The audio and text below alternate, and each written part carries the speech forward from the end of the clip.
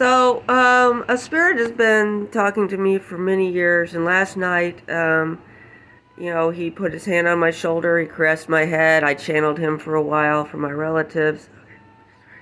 This individual must be my grandfather, and you can see that Benja Kalaya has a recognizable countenance to those who know who I'm talking about. Now, when Saud was born, he was born here in Bloomington. He was in the generations of children that were taken away from the people here automatically and sent to the children's home.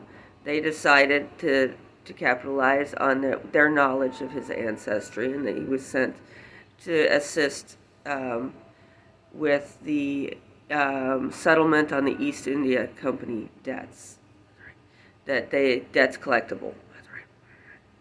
They were the Salafis were already very powerful when the Doman made this agreement for them, and they just kept up this drumbeat. If they won't, we are spending too much time trying to convince them, trying to compel religious behavior from them, and if they won't give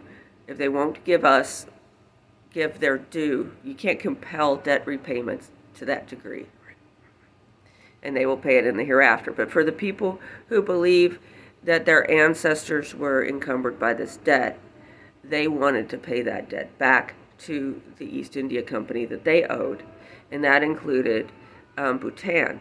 Now, when the royal family of Bhutan. Now, when Saud became king, he wanted to send for his mother, and he couldn't send for his mother, so he sent for her as a wife. When this was heard about, a woman in the Himalayas heard about it, and she came here and she killed his mother, burned her bones, and turned them into coal. And she wore the coal to the end of her time. But when he found out he had been fooled, or it was because he found out that she was killing and eating babies, which his mother wouldn't have done in her circumstances, or he would not exist.